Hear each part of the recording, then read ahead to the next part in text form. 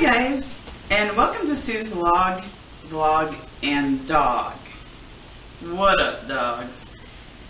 Okay, that was really corny, but I'm leaving it in, so whatever. I wanted to talk to you guys this morning about an experience that my brother Darren had recently.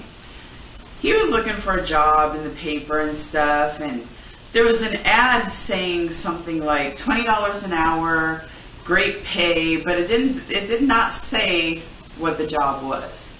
So Darren, he runs off thinking he's going to be a male model, or I don't know, something like that. And he shows up and it's like one of those sex shops, and so he goes in, he's like wondering, what's the job going to be, So then he goes in and he's talking to the hiring agent, and they said, well, I don't know what they said, and I don't want to know.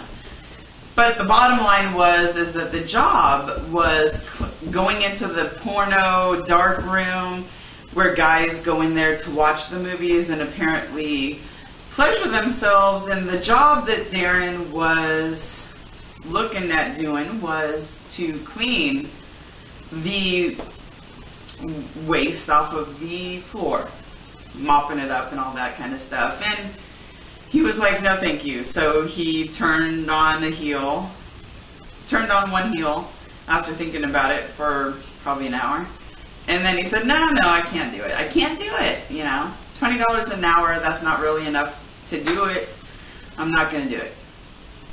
So he comes home and he tells us this story, and of course Rob and I, we start laughing at him and making jokes the rest of the night at his expense. It's fun.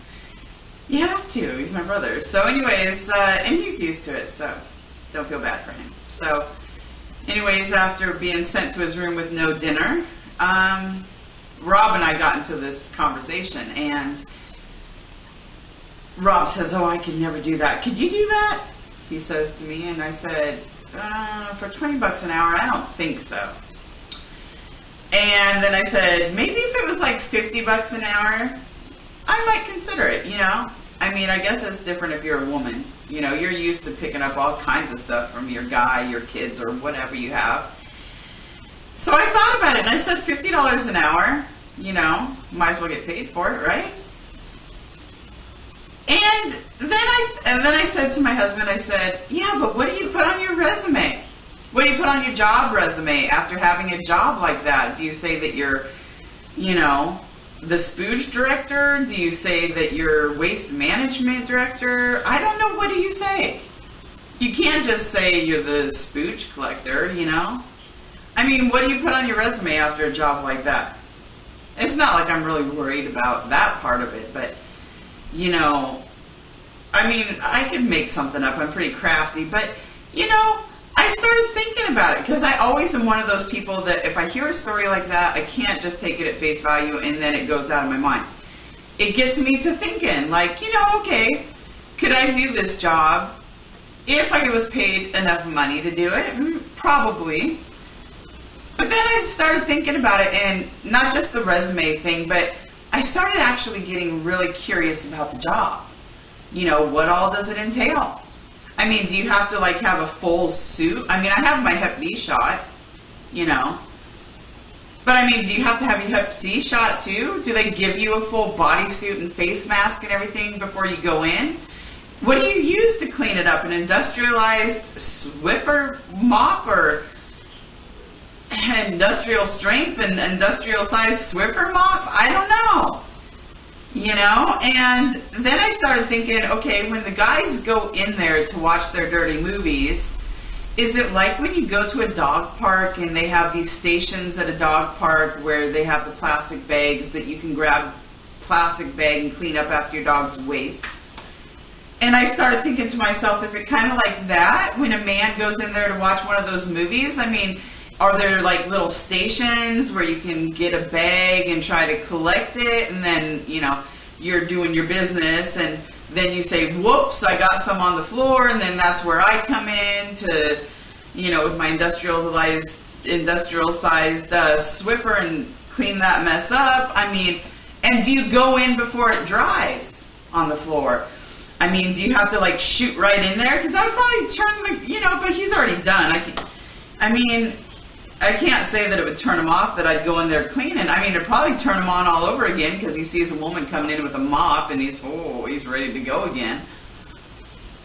I just started thinking, like, how does that work? Are you required? Does it, like, are there signs that say clean up after your own mess when you're done? Or is it just like a free-for-all in there? Like, it just goes wherever it goes? I mean, is there an expectation, is what I'm saying, for you to clean up after your own self? Do they give wet wipes and plastic bags for you? Or is that like too much? I mean, obviously that would probably turn a guy off because he doesn't like to clean up after himself. Is it just, try to hit the floor and then I come in, when do I come in? I don't want to come in too soon. It's like going to a party. You don't want to be like too early of an arrival, but you don't want to be like way late and it's drying up on the floor and gosh. In fact, I'm probably overthinking this spooge job offer from my brother Darren. But now I have to go think about whether I'm going to take that job or not. Thanks for joining me. Hope you got a little bit of chuckle out of my story. And if not, sorry I wasted your time. Thanks for joining me on Sue's Log, Vlog, and Dog, and I'll see you next time. Bye-bye.